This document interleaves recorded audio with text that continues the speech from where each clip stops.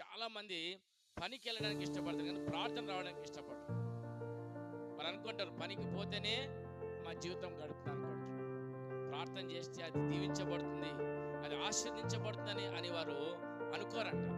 అనుకోరంట. ఇక్కడ రాయబడ్డ మాట, అందరికీ ప్రభువై ఉండి, ప్రభువే అందరికీ ప్రభువై ఉండి తన ప్రార్థన చేయవారు అందరి ఎడల కృప చూపడానికి ఆయన ఐశ్వర్యవంతుడే ఉన్నాడు. హల్లెలూయా. ఆయన ఐశ్వర్యవంతుడు. Is the richest and all who is